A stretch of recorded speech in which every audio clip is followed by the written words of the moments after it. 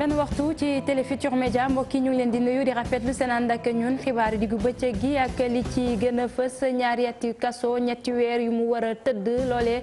di daan bi nga xamante ne moom la tribunal bu Diourbel teg Bara Sow di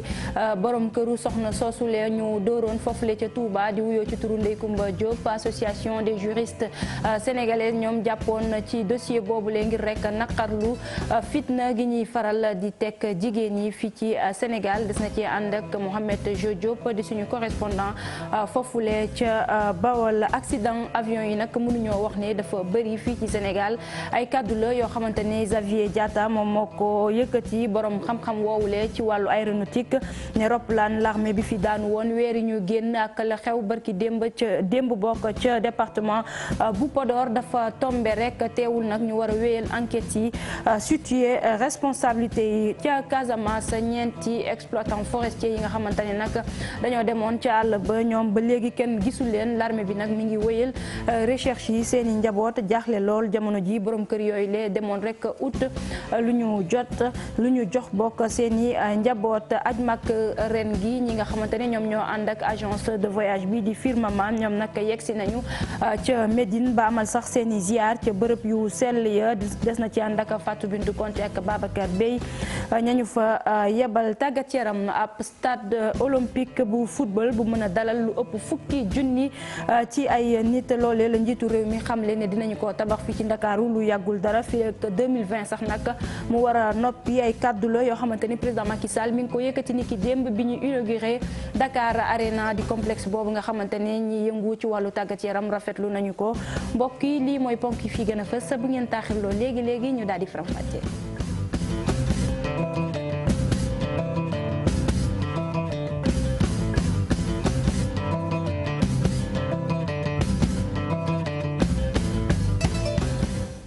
dellu di leen nuyu di rafetlu seen ànd ak Télé Futurs Médias di leen dalal jàmm ci xibaar yu diggu bëccëg gi dem ca Bawol fekk fa suñu correspondant di Mohamed Jo Diop Mohamed maa ngi lay nuyu. maa ngi lay fay Fatima. mu mel na Bara Sow tey lañu ko doon àtte ñaari at kaso ñett yu mu war a tëdd ndax dóor yi nga xamante ne dóor na ko soxnaam soosulee di Ndeye Coumba Diop. lu dëgg la tribunal d'instance bu diwaan bu Mbacké moo ko doon àtte tey ci suba moom Bara Sow mi nga xamee dañ ko tuumaal ne dafa egg ay dóor ci kaw soxnaam muy causé blessure volontaire ci soxnaam si nga xamee mu ngi tudd Ndeye Coumba Diop. Bara Sow nag tribunal gannaaw bu mu ko dégloo ba noppi mujj na ko daan ñaari atu kaso waaye ñetti weer yi dong lay tëdd maanaam 2 ans de prison donc 3 mois ferme. ci kanamu baar bi nag Bara Sow jéem na défendre boppam bu baax a baax gannaaw bi nga xamee ne kon weddiwul li nga xamee ne moom lañ koy tuumaal waaye jàpp na ne soxnaam si dafa nekk koo xam ne yemul woon ci moom kese ndax dafa amoon ay far noonu la ko waxee ci kanamu baar bi waaye ñi nga xam ne ñooy avocat partie civile yi maanaam ki nga xamee ne mooy Ndeye Coumba Diop bokk na ci ñoom maître Marie Wade nekk ca fi nga xamee ne mooy barreau bu Paris ak ñeneen ñi nga xam ne ñoom la àndal muy maître Ndeye Fatou Touré ak maître Abdoulaye Babou ñoom ñëpp wax nañ ne c'est des faits constants te nekk na loo xam ne acte prémédité la war nañ fexe ba tribunal daan ko daan yu métti yoo xam ne dina tax mu nekk exemple. tribunal bi nag gannaaw bi nga xam ne procureur tamit sàkku na ñu déclaré ki nga xam ne mooy Bara Sow coupable condamné ko à 2 ans de prison ferme mujjul topp li nga xam ne mooy seen sàkkuteef ndax li nga xam ne moom mooy 3 mois ferme la daan ki nga xam ne moom mooy Bara Sow condamné ko tamit mu versé ay amende yoo xam ne toll na ci amende kon toll na ci 100 000 francs yoo xam ne kon war na ko verser ak dommage et intérêt toll ci 1 million yoo xam ne tribunal daan na ko tribunal d'instance bu diwaan Mbacké Fatima Ba. Mohamed Jo Diop ñu di ko jaajëfal bu baax a baax ak xibaar yooyu lee mu indi soxal soxna soosu borom këram dooroon ca Touba dégg ngeen ko àtte nañ ko tey ñaari at kaso ñetti weer yu mu war a tëdd moom Bara Sow fàttali ne association des juristes sénégalais ñoom jàppoon nañ ci combat ci dossier boobu boobule ndax fitna gi ñuy teg jigéen ñi lañu ne lañu bëgg mu daal di jeex fii ci Sénégal. ñu dem ca Casamance wax ci ñeenti exploitants forestiers yi nga xamante ne ñoom dimanche la ñu demoon ci àll ba rek wuti loo xamante ne moom la ñuy dundalee seen i njaboot waaye ba tey kenn gisu leen. l'armée bi mi ngi wéyal ay recherche am seen i njaboot jaaxle lool jamono ji ñeenti exploitants forestiers yooyu lee ñu wax ci accident yi ñi nemmeeku ak roplaan yi fii ci Sénégal mënuñoo wax nag ne dafa bëri bu ñu sukkandikoo ci Xavier Diatta xam-xamam màcc ci wàllu woowule mu ne roplaanu l'armée bi fii daan woon weer yi ñu génn ak la xew démb ca Podor dafa tombe rek waaye mënuñoo wax moom ne accident avion dafa bëri lu muy am fii ci Sénégal lu ci mënti am mu ne enquête yi nañu ko wéyal képp koo xamante ne laale nga ci ñu daal di la teg liñ la war a teg dañu koy teewlu ci micro Boubacar Diassi, Lamine Mandia. Sénégal dañu am ay benn réglementation boo xam ne c'est réglementation bu strict la avion balaa mu yéeg ci jaww ji il faudrait mu remplir ay conditions yu bëree yooyu boo demee ci site ANACIM di nga fekk foofu loi yi ñu tëral. je sais que bés bu ne ñu ngi saytu avion yi léegi nag c'est-à-dire compagnie bu nekk dafa am organisation interne mais boobu d'ailleurs compagnie bi sax bala nga commencer exploiter da ngay woon autorité bi nga ne ko man avion yi ma bëgg a exploiter nii laa koy exploiter nii laa koy jëfe léegi nag su fekkente ne ñoom gis nañ ne yow yaa ngi remplir sas yi nekk ci charte bi effectivement ñu jox la autorisation bi pour nga kii mais Sénégal nekkul dëkk boo xamante ne da ngay indi sa avion fële nga ñëw bu la neexee nga yëg bu la neexee nga wàcc loolu amu fi. non l'hélicoptère armée sax ci armée moo réglementation bi foofu la gën a diis parce que non seulement ñoom dañuy topp organisation civile bi mais dañuy topp aussi la réglementation militaire. xam ngeen enquête yéen da ngeen foog ne bureau enquête accident ay gendarme ñoo fa nekk déedéet boobu expert ñoo fa nekk ñooñu bu ñu ñëwee dañuy saytu lan moo waral accident boobu am ñoom bu ñuy saytu loolu dañuy def ay recommandation bi dañ koy jox ANACIM nag moom mooy xool su fekkente ne dafa am wàllu woo xamante ne jëluñu ko woon dans la réglementation ñu doolee ko ci réglementation bi su fekkente ne jël nañ ko wala compagnie ñoo ko kii dañuy génne benn directive ñu leen léegi à partir d'aujourd'hui baleen li ngi def di li ngeen war a def c'est ça le problème peut-être que pour public bi dañuy foog ne peut-être que résultat yu ñu génne satisfaire leen parce que ñoom leen lañu bëgg ñu gis benn waay ñu jël ko chaîner ko yóbbu ko non loolu du rôle aviation boobu beneen institution moom moo res boobu fan. ci wàllu accident yi la ñuy des bi yoon ci autoroute à péage bi jàpp leen ni téeméer bu ngeen gis juróom-ñett fukk yi daanaka accident yooyu les chauffeurs yi ñoom ñoo ko waral fukk yeeg ñaar mu nekk ay jafe-jafe ci wàllu oto yi nga xamante ne moom la ñuy yor ay chiffres la yoo xamante ne kilifa yi autoroute à péage bi ñoom ñoo ko joxe ñu ne nag dañuy amal ab campagne boo xamante ne campagne de vérification la yenn ci ay oto daal mën nañu fa ñëw ñu saytu leen xool leen bu baax seen pneu éclairage bi naka noonu freinage bi xool luñ ci war a xoolaat wax nañu itam ci mala yi nga xamante ne dañuy faral di doxantu ci autoroute bi ñu ne loolee sàmmkat yi am nañ ci wàll bu baax a baax Salif Sow ak Asmalik Diop. ginnaaw accident yi fi seetlu mu jur ay nit yu amee gaañu ba ci sax ñu ñàkk seenu bakken waxtaan wi ak ñi nga xamante ni ñooy jëfandikoo autoroute à péage bi mu ngi wéy waaye li nga xamante ni moom mooy nag yi di traversé tali bile mooy jafe-jafe bi nga xamante ni gaañe fi ñu toll nii ñu ngi ci xar seen tànk tubéy. dugg nag yi ci autoroute bi ñaari pertement la parce que da ngay perte nag bi te mën na créer benn accident boo xam ne bi tamit perte humaine mën na cee nekk donc yëpp suñu pertement la ñu waxtaan ak ñoom sensible leen ba ñu comprendre li ñu wax après ñu jógee foofu jàppaat beneen jour ñu dem Kër Massar. waaye li nga xamante ni moom mooy indi accident yi ci tali bi dafa bari te wuute du loolee rek ki nga xamante ni moom mooy chauffeur bi ñaare doxalinam day indi accident wala sax oto bi nga xamante ni bon na. 80% wala lu ko ëpp sax si accident yi nga xam ne ñoom ñoo am si autoroute bi lu si bëri si comportement chauffeur am na ay pourcentage yoo xam ne si élément technique yi la mais lu si bëri si comportement bi la képp koo xam ne yor nga oto mu def ndànk di dawal ndànk wàññi vitesse am mais aussi muy toppatoo oto. kilifa yi nga xamante ni ñoom ñoo yore autoroute à péage bi la àllarba gi sax ñu ngi amal li ñuy woowee campagne gratuite. maanaam da ngay ñëw ñu defal visite technique sa oto te doo fay dara ci juróom-ñetti fan lay am nee ñu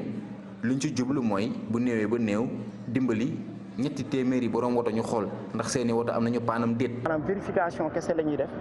boo fekkee ne dañ la vérifier ba pare dañ lay bindal sa ordonnance après nga dem seet si ki nga xam ne moom moo la war a mën a defaral mu defaral la am na ñoo xam ne tamit ñu ngi fi bu fekkee ne jënd nga aussi mën nañ la ko defaral sur place. ay frein yu baax ay pneu oto yu baax it ak li nga xamante ni moom mooy ay lampe ay phare yuy tàkk ak ay feu stop yoo xamante ni boobu seen frein it mu xonk bokk na ci li nga xamante ni mën naa sauver nit ñi ci accident yokk seenu bakken mënoon na caa des. Salif Sow ñu di ko jaajëfal ñu wax ci leneen di tabaski yi nga xamante ne daanaka li ci des ci fukki fan la mën a lañ koy daal di xayma fële ca Notto Diobass nag gis nañ fa ab marché bu bees ñu jagleel ko xar yi ñi nga xamante ne ñoom ñoo di sàmmkat yi ñoom ñoo ko fa samp boole ci nag ay race xar yu bëri luñ ci jublu nag moo di duggal seen loxo ci autosuffisance en mouton gi nga xamante ne nguur gi mi ngi koy woote jëwriñ gi ñu dénk wàllu commerce di Alioune Sarr ma nga fa woon. dañ ci ànd ak Cheikh Anta Diop say latir nag ba gox yu nekk matale am ay xaru tabaski yu doy fii ci Notto Diobass daanaka yarkatu jur yi dañoo lëkkaloo lépp loo xamante ne di ay xar nekk ci gox bi dañu ko génne ngir nag askan wi mën cee jote loolu yëpp bokk ci yombal am xaram tabaski Alioune Sarr di jëwriñ yi nga xamante ne moom moo yor wàllu njënd ak njaay nekk nag meeru Notto Diobass ne nag lii lu baax la te dina jàppale jëwriñ yi nga xamante ne moom moo yor wàllu jur gi. tey Diobass wane na mën-mënam ci wàllu càmm gis ngeen fii xeetu xar yu nekk ay ladum ay tulabeer ay variété yoo xam ne ay xar yu baax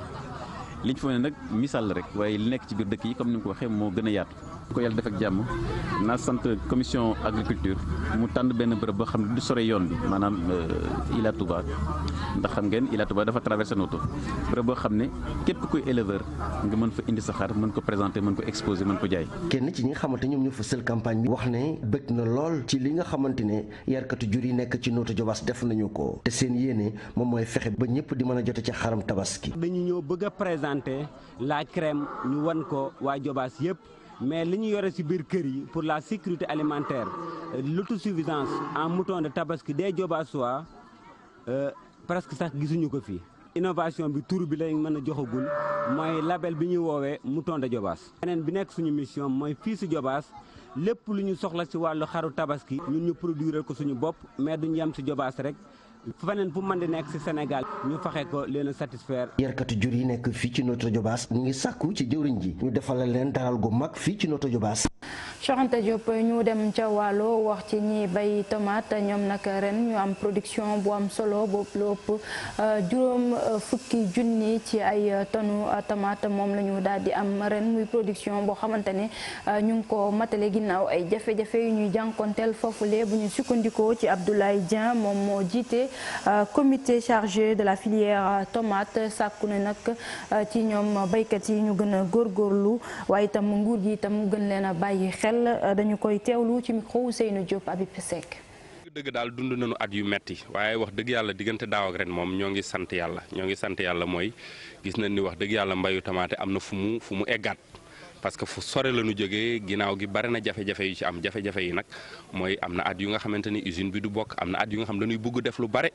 nga gis usine bu ni man kat mënuma jël lii rek laay jël mais loolu yëpp yàlla suturaal nañu ci tey ba usine yëpp dellu siwaat nañu dugal seen loxo fas yéene nu jàppale bu baax a baax te loolu firndeel na ren parce que ren 80 000 tonnes la ñu waroon am engagement mais nag dafa am ay baykat yu nga xam dañu yoroon ay bor ci CNCA mais bor yu nga xamante ni dañu bay ceeb ba pare am ay problème remboursement loolu nag dafa wàññi surface bi ba tey finalement 2000 hectares lañu def au lieu de 2666 hectares loolu nag moo waral ren ci engagement 60 000 tonnes bu ñu mujj liggéey ak industriel yi livré nañu 53 000 tonnes mu des kon 7 000 tonnes bu nga xamante ni moom jotul egg ci usines yi bare na nag lu tax loolu eggul mais du lu nga xamante ni tey mën nañu taxaw fii di ko fësal. ñu wax ci agence bu couverture maladie universelle ñoom nag nee nañu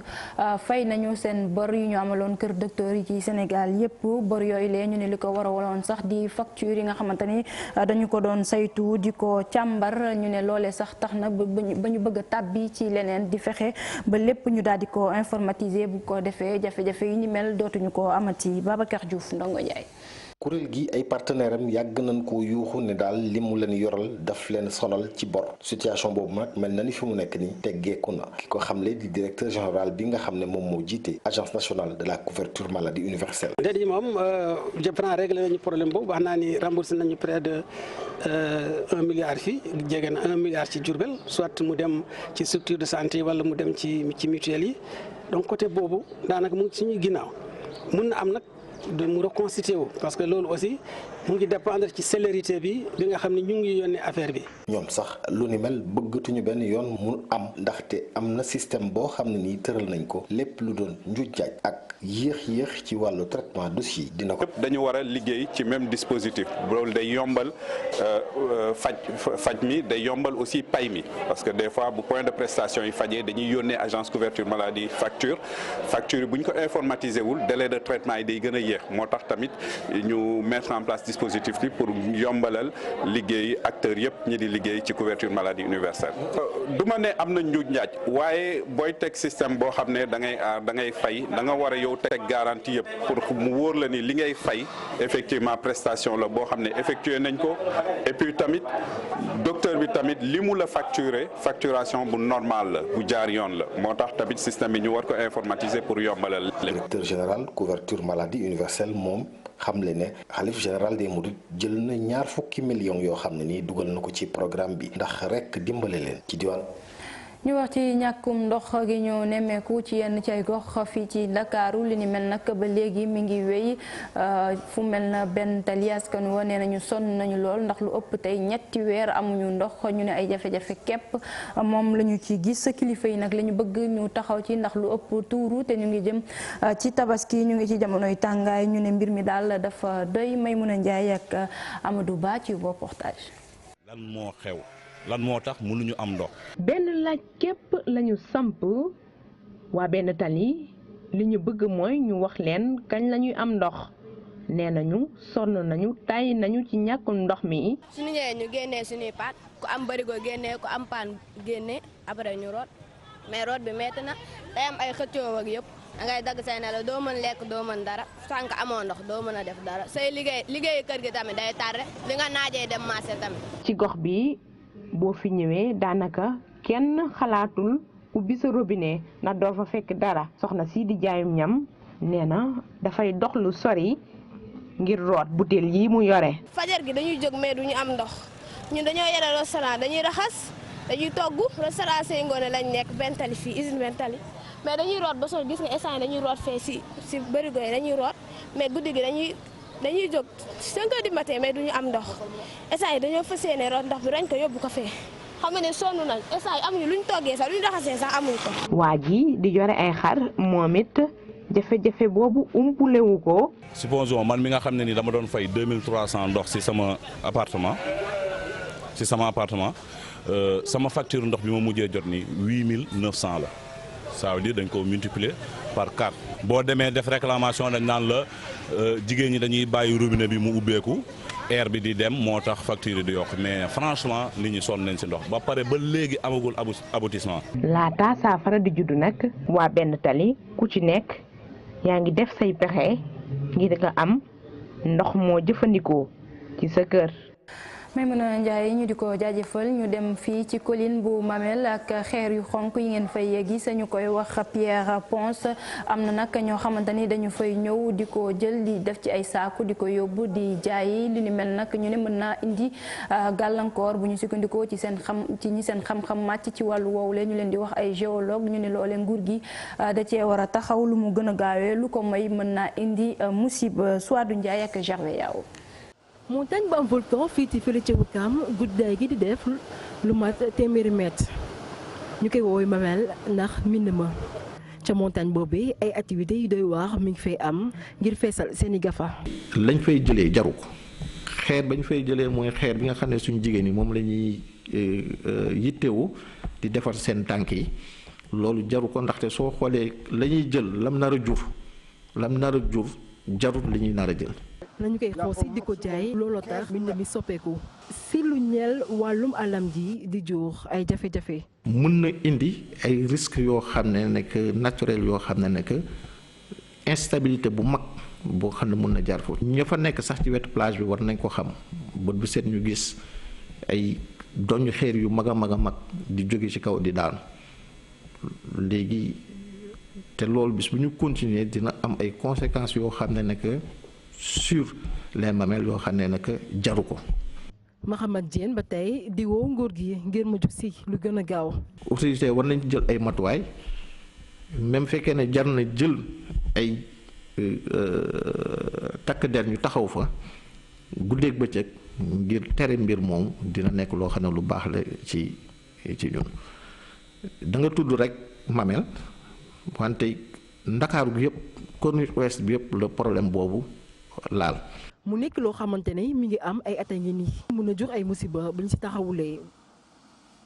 ñu wax ci aj Makka ren gi ni ñu ko waxee woon ci bopp xibaar yi ñi ànd ak agence de voyage bi di Firmama ñoom egsi nañu ca Médine foofe nag ñu amal seen ziar ci bërëb yu sell yi fa nekk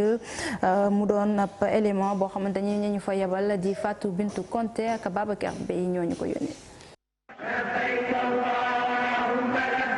altine juróom benni fan ci weeru août bi le pèlerin yi nga xam ne agence Firmama moom moo leen fas yéene yóbbu Makka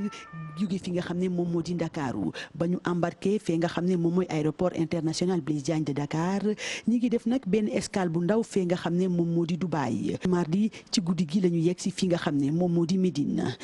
nag mu di étape boo xam ne pèlerin sénégalais yu bëri dañ fiy faral di wàcc bu ñu xoolee sax ak ñi nga xam ne ñoom ñoo dëkk ci Afrique de l'Ouest ñoom nag dañu jàpp ni Médine moom faaw ñu teg fi seen tànk ndax il faut que ñu ziar ki nga xam ne moom moo di sang-sang bi di Muhammad sallallahu alayhi wa sallam moom étape boobee nag visite yooyu dañuy dugg ci li nga xam ne moom moo di bërëb yu sell yi nekk fii ci dëkk bi lee bokk na ci jumaa ju mag ji nga xam ne sang bi fi la tëdd moom mi di Muhammad sallallahu alayhi wa sallam ak sëg bi nga xam ne li ci bëri ci ay saxaabam fii la ñu tëdd ci bataille bi nga xam ne moom la ñu tuddee woon la bataille de Houd pèlerins yi nag dinañu dugg ci bërëb yooyu ba pare nag teg ci dellu it di ziar ki nga xam ne moom moo di saxaaba bu mag bi di Abu Bakr ak ki nga xam ne moom moo di Seydina Omar yooyu yëpp dinañu dem ci li nga xam ne moom moo di seeni sëg ñaan fa cimetière baax yaa aussi danañ fa dugg boo xoolee étape Médine bi nekkul rek étape boo xam ne tamit dañ fiy ñëw di fi ziar wala di fi julli bu ñu xoolee ba ci biir lii nga xam ne moom mooy gën a tax nit ñi di fa gën a dugg bokk na ci masjidu al nabi yi mu di jumaa ju mag ji nga xam ne moom la suñu sang bi di Muhammad sallallahu alayhi wa sallam tabax al-Bahya nekk na sëg boo xam ne mi ngi nekk ci biir mosquée prophète Muhammad sallallahu alayhi wa sallam cimetière boobee nag ay junni nit dinañ fi ñëw di fi ziar boo xoolee lu tëpp ci saxaabay prophète bi ñoom foofu la ñu tëdd ak tamit ñenn ñi nga xam ne ay njabootam lañu ak it ay soxnaam fi nga xam ne moom moo di Médine nag ay ñaan dong lañ fi def balaa ñuy nag tàmbale li nga xam ne moom moo di aj bi fas yéene démarrer 8e jour du 12e mois du calendrier lunaire.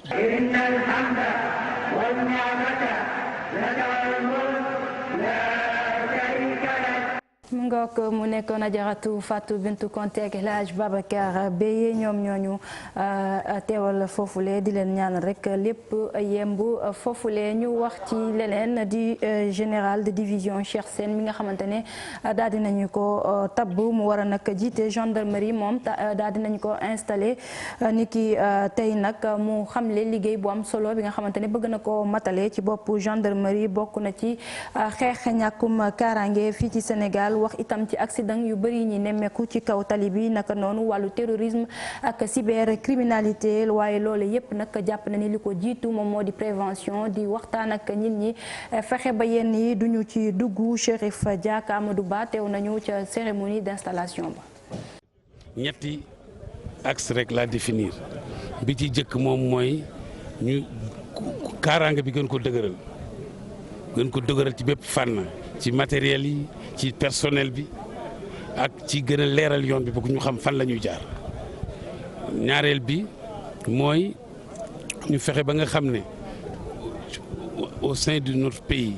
gendarmerie ak police gendarmerie ak armée gendarmerie ak eaux et forêt gendarmerie ak parcs nationaux ñun ñëpp ñu nga xam ne ñu ngi bokk àndandoo di liggéey si ñu ànd nekk benn. gendarmerie toujours ñun population suñu ay ennemis ay citoyens lañu yuy manifester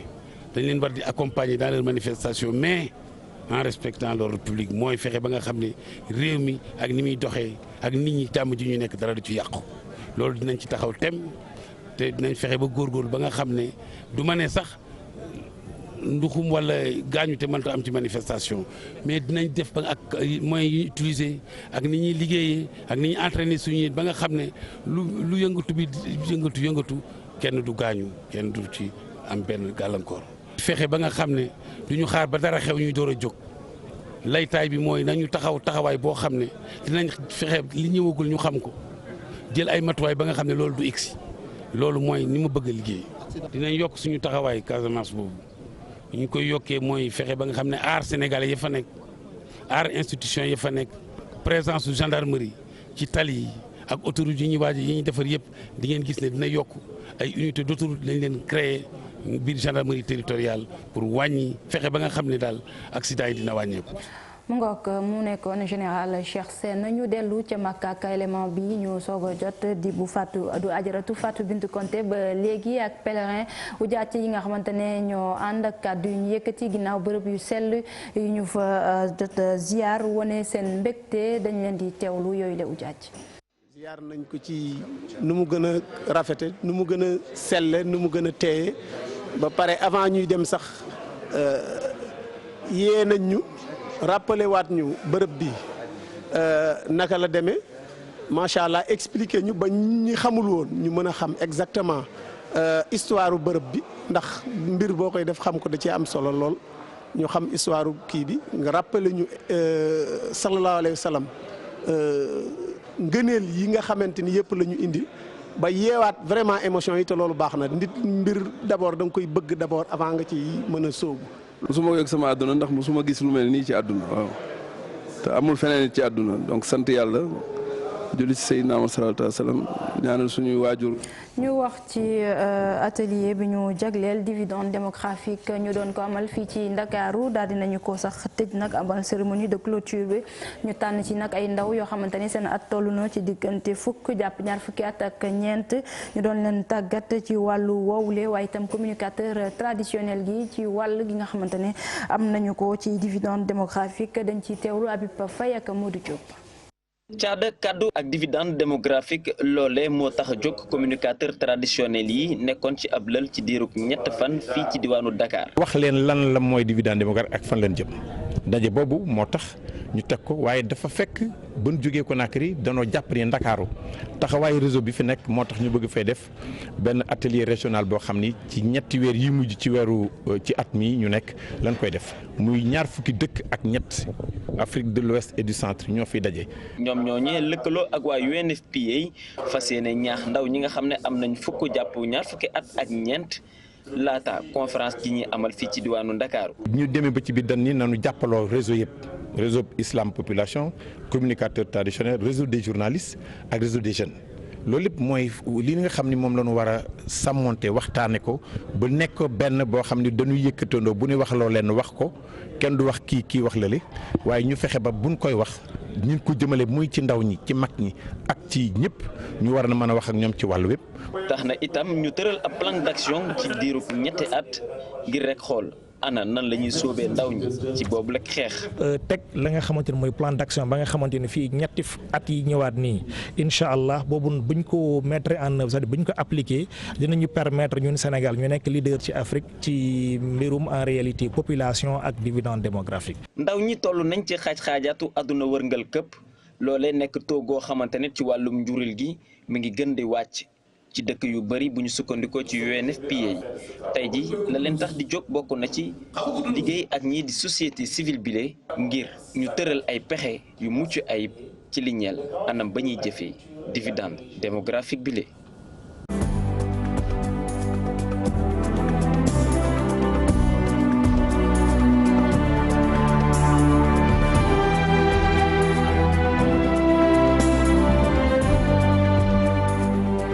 Dakar Arena Arena daal dinañu ko inauguré ni ki àllarba gi njiitu réew mi président Macky Sall moom moo jiite woon xew-xew boobule mu mel na mu ne phase bu njëkk la ci yeesal gi ñu bëgg a indi ci infrastructure yi soxal wàllu tàggat yaram fii ci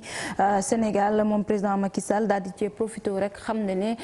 ñi nga xamante ne ñoom ñooy yëngu ci wàllu football ñoom it dinañ jot seen wàll ndax ak ab stade olympique la ñuy tabax fii ak atum 2020 stade boo xamante ne dina mën a dalal lu ëpp juróom fukki junni ci ay nit. Cheikh Sadibou Diarra ak Thierno Laurent Mendy. Dakar Arena di salle bu méngoog jamono njiitu réew mi Macky Sall moo ko inauguré ci teewaayu nit ñu takku.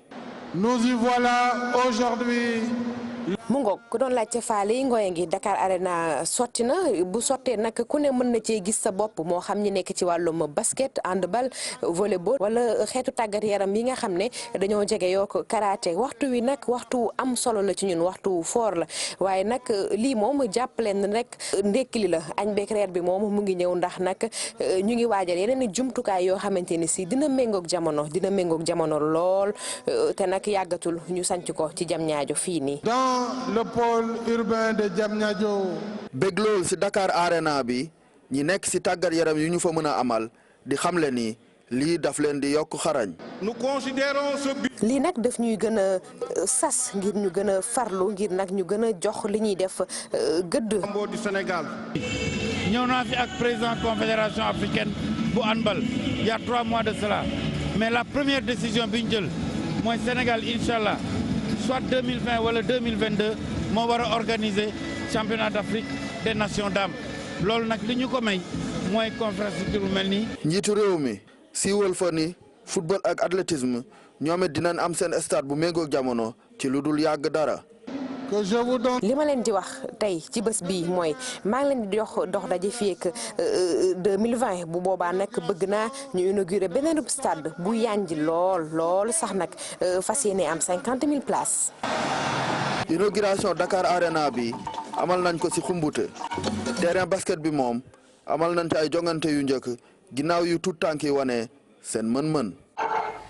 Cheikh Sadibou Diarra ndaw ya nekk ca Sédhiou ñoom kontaanuñu dara ndax seen stade bi ñuy tabax ëpp na tey ñeenti at ñu ne mënta fexe ba jeex ñu ne daal liggéey boobu yéex na trop ba tax na mer nañu dogal bi ñu jël nag ne boobu moyul duñu bokk ci nawetaan yi ñu fay amal ren ñu sàkku nag ci ndaw yi ne ci gox ba yépp ñu dugal seen loxo ci mbir moomu lee ngir ñu mën a am li ñu bëgg. Simon Diatta moom moo jiite ASC Bandoula dañu koy teewlu ci micro Bakary Konté Khali Diémé. dañoo gisul stade dañoo commencé te saa yu xawee am yëngu-yëngu day am petit mouvement foofu nit ñi dañuy ñëw mel nii dañuy liggéey bu ñu jékki-jékkee liggéey bi taxaw kenn xamul lu muy def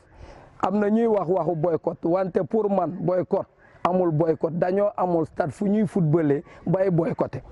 tey ci lycée yi la ñuy footballé te xam nañu ne tey njàng bi c'est dans 2 mois te fi ak ñaari weer nawetaan mënul jeex dañuy obligé soit ñu taxaw ou bien ñu xaar beneen occasion ñu mën a footballaat ay Noël et autres alors que nawetaan yi pour ñun xale yi dañ ciy war a mën a yëngu mais bu école tijjee ñu bàyyi loolu ñu mën a jublu ci seen njàng. nañu ministre des sports dimbali ñu jekkali suñu stade bi ci nu mu gën a gaawee. parce que mën na nekk ci nu mu gën a gaawee pour que nawetaan yi mën a football mais ren moom mënuñu waxu nawetaan leneen la ñuy waxtaanee mais lu dul nawetaan. li xew feneen ak fii yëpp benn la Sénégal même Sénégal lañ nekk il faut ñu bokk yemale nit ñi ci traitement fu ñu defee stade 9 mois fii war nañ fi mën a ne au moins at ak li ci teg mais ñu dem ba ñu ngi jub ci ñeenti at loolu dafa bëri. te boo taxawee boo laajtee kenn mënul wax ju leer pour ñu mën a xam lan moo tax stade bi mënul continuer stade bi ñu tàmbali jeexagul ñuy attaqué beneen stade bu ñu ne stade régional balaa ngay dugg ci beneen stade na nga jeexali bi nga tàmbali ba pare. ngook ponk bu mujj bi ci xibaar yi li ci yéenekaay yi la ak Mamadou Mohamed Ndiaye. jërë ngeen jëf lu yëngu lu ne la ko yëngala ko ëpp doole Diamniadio yëngu na démb l'observateur nañu phénoménal complexe multisport bii di Dakar Arena moom la fa njiitu réew mi doon daloo démb ci ngoon l'observateur nañu Dakar Arena léppam ci ñetti date la tënku ne ci weeru octobre 2015 ci la gaynde yu jigéen yi ci wàllu basket bi gagné woon coupe d'Afrique basket ba woon ca Cameroun ba leen njiitu réew mi Macky Sall doon dalal ngir doon leen jaajëf ak sargal ca la leen digoon ne danaa leen tabaxal ab terrain basket bu nice juróom-ñeenti fan ci weeru mai 2016 Macky Sall teg jéego bu njëkk ba ndax ca la tegee xeer wu njëkk wa mu di pose première pierre ba ñaari at la ñu ca teg liggéey ba noppi ba mu daloo ko démb juróom-ñetti fan ci weeru août atum 2018 soleil national nañu njiit réew mi Macky Sall moo ko digoon waa réew mi def na ko Les Échos nañu diggee waat na leneen ndax démb ba muy inauguré Dakar Arena bi fa la waxee ne fii ak 2020 danañu tabax ab stade football bu juróom fukki junniy place ca Diamniadio Vox Populi nañu mbete ko am lu ko leer ci ne dafay faluwaat 2019 ne bu demee bay diggee ab stade football bu war a noppi 2020 loolee mooy biir na ko ne dafay gagné wootey présidentielle 2019 yi direct info nañu la Macky Sall dajale woon démb ci mbooloo ci inauguration Dakar Arena bi kenn xamul nu mu toll bu nuppi nag di piis ak Père Ndiaye ndaw ñi mu di jeunesse bi ndax dig na leen stade football bu juróom fukki junniy place 2020 la tribune nañu bu ñu ko xamee bu ñu ko xamul nañu xam ne Macky Sall moom door na campagne am Walf Fadjri ne ko tigi maag yow ñoo bokk gis-gis foofee Macky Sall ma ngay campagne lu rëy ne keroog gis nañu ko mu dajale aw nit di leen joxi financement naan leen liggéey leen boole ko kit fu nekk ci réew mi ma ngi fay wër di defi inauguration ci jamono jot ñe nañu ay weeru néew moo des suñu diggante ak wootee présidentielle 2019 yi Walf Fadjri nañu loolee budul campagne électorale naxasaale lu mu doon Source A nañu ak lu mu mën di def moom Macky Sall war na cee boole fexe ba bu toogatee ci mbooloo yamale boppam pinge ay cëram ndax seetlu nañu ne heure bu toogee ci mbooloo moom Macky Sall day mel ne ku toog këram di manière raw ka defi geste yooyu kenn xamul lu muy nuru Source A nañu ma naar yaa ngi yéenekaay bi boole ko ki photoy Macky Sall yooyu ñu ngi ko jël démb ba ñuy daloo Dakar Arena bi ca photo yi ñoo ngi ciy gis Macky Sall muy biiñ ak a màttu ya ca des muy xulliku ak a xiinne ko yeneen ya ma nga ca dët mu baa mu téen wala sax muy wokku dox ga am na ca sax photo boo xam ne Macky Sall daa seex baaraam ba di kej weya yéenekaay bi nañu moom Macky Sall ki koy conseiller ci wàllu image am na liggéey bu rëy bu koy xaar leen ñu xooli waa parti démocratique Sénégal li ñu gisee li Souleymane Ndéné Ndiaye wax démb ci yéenekaay yi jëmale ko ci Karim Wade ak li ko génnee ci kaso bi Le Témoin nañu moom Souleymane Ndéné Ndiaye waa parti démocratique Sénégal ñoo ko ci defal bu ko neex dañu ko soofantal moo ki kàddoom bi xale yi naan aju.com moom la ñu may Souleymane Ndéné Ndiaye ni mu doxalee doxalinu nit ko amuti valeur la ñu ko jàppee Serigne Saliou Samb ak Moussa Diaw di universitaire yuy gëstu ci wàllu politique ne waa Le Témoin ni Souleymane Ndéné Ndiaye doxalee du doxalinu nit ko yayoo confiance Cheikh Dieng mi secrétaire national chargé élection ci parti démocratique Sénégal ni ci l'Observateur Souleymane Ndéné Ndiaye ak ñi mu àndal dañoo wàcc seen bopp waaye noonu rek la mën a demee ndax ki leen di liggéeyloo ci wàllu politique ay contractuel la leen def lu ñu liggéeyul duñu ko fayeek bataaxal bi Serigne Mbacké Ndiaye doon wax bërki dem bu ne Abdoulaye Wade da ko bindoon Macky Sall ngir retrouvailles famille libérale am libération dal na ca bataaxal ba yeggee ñu li ci nekk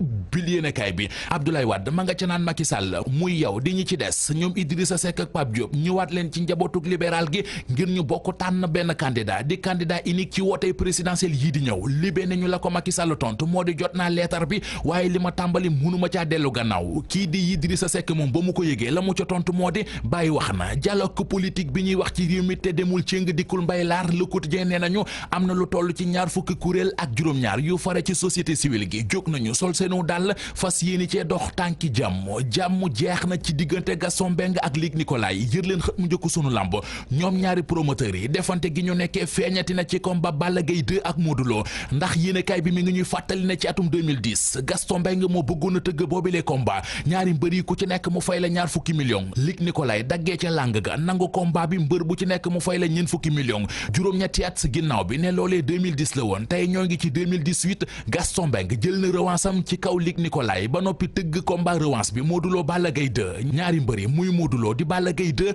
ku ci nekk mu fay la téeméeri million li Gaston Mbengue def Luc Nicolaï sunu lamb nañu mooy caw sa xiir dëgg moom borom xiir gi di Gaston Mbengue nañu ci Source A yëg naa ne Luc Nicolaï fu ne ma nga fay dem di wut sëriñ ngir bëgg maa yàq waaye dafay sonal boppam rek Luc Nicolaï dabuma sax ci wëq jaajëfal ko moom Mamadou Mouhamed Ndiaye yéen it naka noonu ci teewlu bi fii la ñu yem ak yéen ci xibaar yi rédaction bi dig leen daje 19h30 ak 20h ak yeneen i xibaar laata loolu ñu bàyyi leen ak programme bu Télé Futurs Médias